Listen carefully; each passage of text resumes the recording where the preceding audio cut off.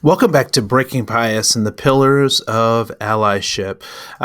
My name is Andre, and we're about midway through our sessions. I do want to say thank you so much for participating and engaging in these sessions. I appreciate the journal entries that people have been making and responding to that, and the participation in the class has been really wonderful. So I'm going to say thank you for that. I do want to remind folks that we're talking about this idea of breaking bias, which is an active process, right? Taking control of your cognition, how you think about your thinking is important. That recognizing that historically and systemically there has been this push to trick people out of their humanity, right, or not honor their humanity, and that has some residual effects both in politics and in the economy and on individuals' lives and their health. So those are some things to recognize. And right now we're looking at examining privilege, and we're going to start moving into what do you do with your power? How do you wield your power? And so with that, let's just get right into one of my favorite things that people oftentimes say is that they are colorblind. And I want to offer an alternative to being colorblind, which I'll save as the punchline. And so sometimes you'll hear people say things like, I treat everyone the same. People are people to me. I'm colorblind. And I would say that is actually coming from a place of privilege. Like, you have the ability to raise yourself or be something other than, right? And it's most often it's because the group who's able to say that, the majority group, typically doesn't get analyzed. They don't get talked about or thought about. But that's a whole nother training, and we'll talk about that. But let's look at this. Let's see how that plays out. If I treat everyone the same, how does that play out? And so when we think about these particular plants, so there's a fern, a cactus, and a bonsai tree.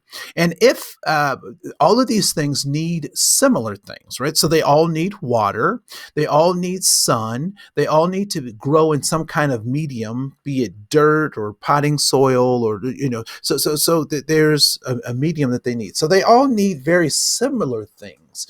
And so that's important to recognize, right? So they all need similar things: sunlight, water, and a medium to kind of grow in.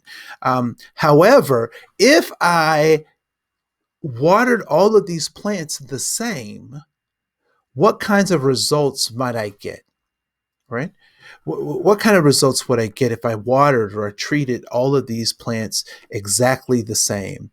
I would probably not get the best results. I would not be maximizing what the plant has to offer. And so I have to take each of these plants in consideration in terms of what it is that they need specifically.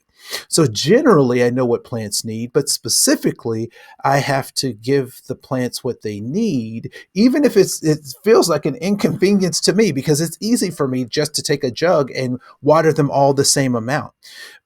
But does that lead me to being effective? And that's really what we're after. We're after being effective. And so recognizing the needs of each one of these plants. Now, here's the interesting thing. These plants can't tell me what they need.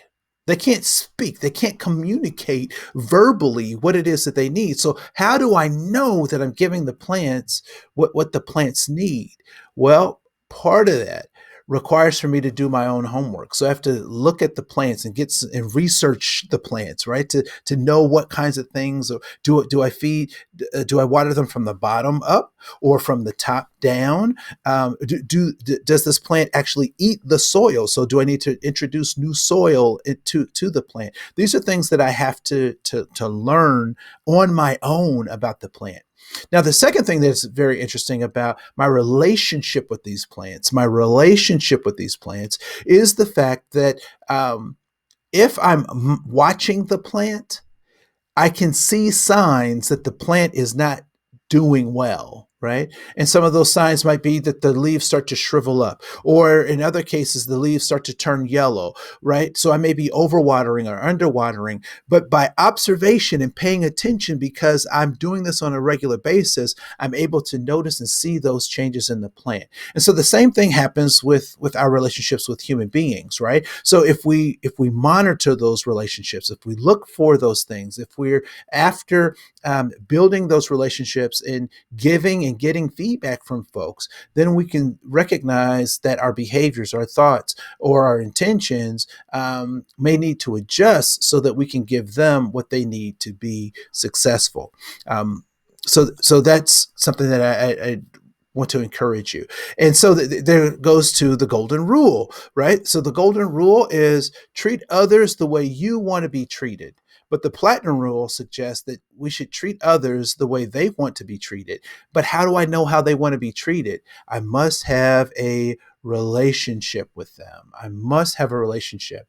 And so my first question about being colorblind, my counterbalance to that is to be color brave, to recognize the differences, but ask yourself, of what value, or what value am I placing on those differences? And can we capitalize on those differences, or should we be focusing on our commonalities and recognizing the balance between those two things? And so I would encourage you to be color brave as opposed to color blind, taking into those things, taking into those into account those idiosyncrasies of the individual that will help you to become more effective in achieving goals. And so with that, I'm going to stop. I'm going to say thank you so much for joining us in the session. We have one more session to go, and then we're out of here. So I want to say thank you so much for your time, and I look forward to seeing who you become as we continue this conversation about breaking bias and the pillars of allyship.